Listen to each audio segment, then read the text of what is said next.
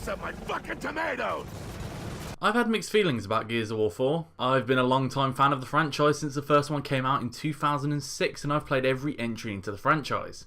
The E3 gameplay they showed recently looked almost exactly the same as every other Gears of War game, but now it's here. How does the Coalition's first outing as the new developers hold up?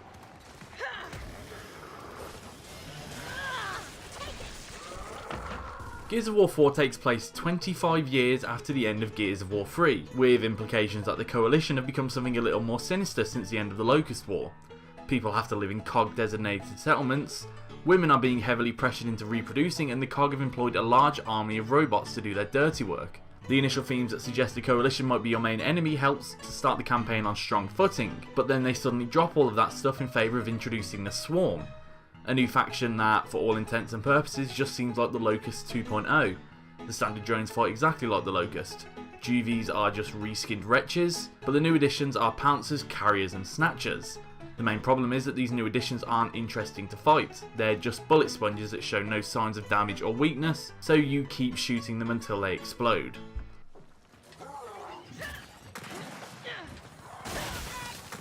Gears of War 4 plays exactly how every other Gears of War plays. The feeling of slamming human tree trunks into walls by pushing A is still strong.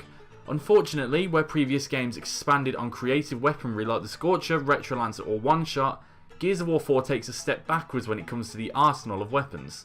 Sure, you've still got your standard issue chainsaw lancers, but the game lacks any notable additions outside of the drop shot, a remote explosive launcher that slams down on top of enemies to make an incredibly satisfying mess of cracked heads or blood-filled explosions.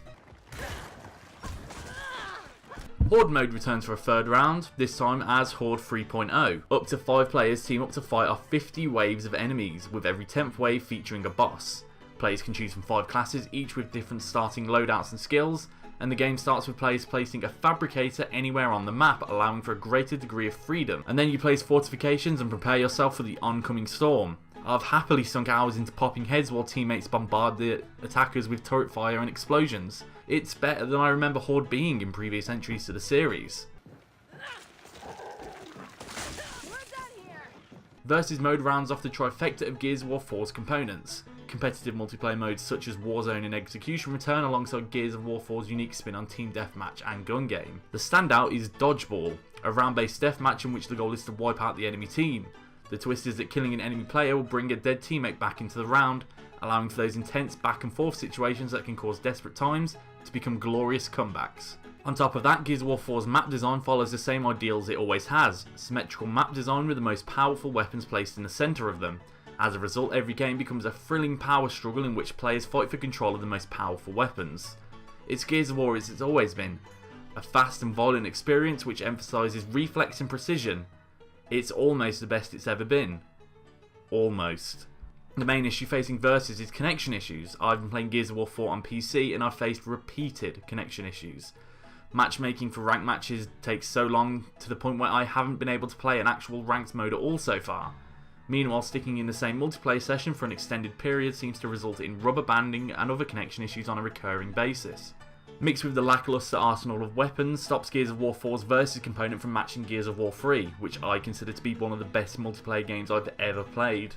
The other problem is the pack system, which is just as poorly designed as Halo 5's packs system. There's at least a little variation in these packs. Bounty packs, Horde packs or Elite packs all have specific cards in them, but as a result of this god-awful cash-grabbing system, it kills any sense of progression. So there's no guarantee you'll unlock the character you want. Sure, you can turn cards into scrap in an effort to craft the items you do want. The problem is they're barely worth much and the rarer cards require often obscene amounts of scrap. What makes this worse is how little credits the game will award at the end of matches.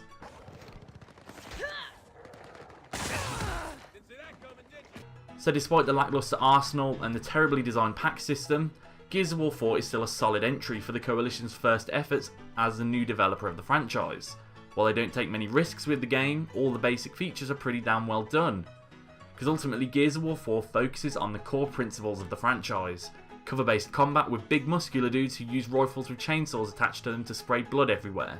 It's still fun, but it plays just a little too close to home to make it truly stand out. Either way, it's still a good time and a promising start for a new era in the franchise. At the end of this review, I am awarding Gears of War 4 4 out of 5. So that's what I think about Gears of War 4. It's okay. It seems like it's a solid start, but just maybe they could have took a few more risks with it, I guess. But either way, you should subscribe to the channel because Owen will have a Mafia 3 review dropping soon, as well as other videos such as the ones on the screen. You should click them. They are links. And then subscribe to the channel. Because, you know, you should. Thanks for watching.